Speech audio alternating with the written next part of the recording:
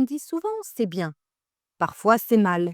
Deux mots courts, pratiques, presque automatiques. Ils tombent à la fin d'une phrase comme un point final. Ils rassurent, ils évitent de s'expliquer. Parce qu'après tout, quand on dit c'est bien, on a l'impression d'avoir tout dit.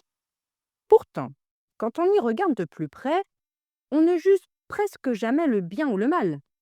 On juge autre chose. On juge si un travail est soigné ou bâclé, si une idée est solide ou fragile, si un raisonnement est rigoureux ou simplement approximatif. Et déjà, le mot bien commence à disparaître, remplacé par quelque chose de plus précis. Très vite, la question devient celle de la justesse. Une décision peut être judicieuse, une remarque pertinente, une proposition appropriée. À l'inverse, elle peut être mal ciblée, discutable ou franchement hors sujet. C'est pas une affaire de morale, c'est une affaire d'adéquation. On dit parfois vouloir le bien de quelqu'un, mais le bien de qui? Selon quels critères? Car ce qui est efficace pour l'un peut être contre-productif pour l'autre. Une solution peut fonctionner, être opérante, probante, ou au contraire laisser une impression décevante, malgré de bonnes intentions. Et là encore, le mot mal ne nous aide pas beaucoup. Il y a aussi ce que les choses produisent. Un discours peut être percutant, stimulant ou simplement fade.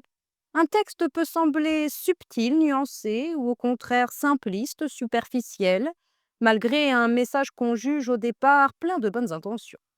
On dit parfois alors c'est un mal pour un bien, comme si l'effet négatif devait forcément conduire à un résultat positif. Mais la langue sait aussi être plus prudente et reconnaître que ce lien n'est jamais garanti. D'ailleurs, les expressions toutes faites le montrent bien. Bien mal acquis ne profite jamais, dit-on, pour rappeler qu'il existe des limites. À quelque chose, malheur est bon, ajoute-t-on pour se rassurer quand les choses tournent mal. Et puis, il y a cette formule plus discrète, presque oubliée. Qui veut faire le bien fait parfois le mal. Une phrase qui admet enfin que la frontière n'est pas si nette. C'est peut-être pour cela que dans le travail, dans les études, dans les échanges professionnels, on hésite de plus en plus à dire simplement c'est bien. On préfère dire qu'un projet est prometteur, mais encore perfectible, qu'un résultat est convaincant mais déséquilibré, qu'un travail est honorable, sans être remarquable. Et parfois, il faut aussi accepter de dire qu'une chose, une proposition, est faible, voire médiocre. Non pour condamner, mais pour être honnête. Enfin, il reste ce qui ne se mesure pas. Ce texte m'a paru touchant.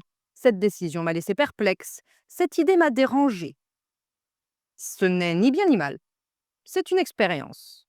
Dire bien ou mal, ce n'est pas se tromper, c'est souvent parler trop vite. Car entre le bien et le mal, il y a tout ce que la langue permet de nommer quand on accepte de prendre le temps.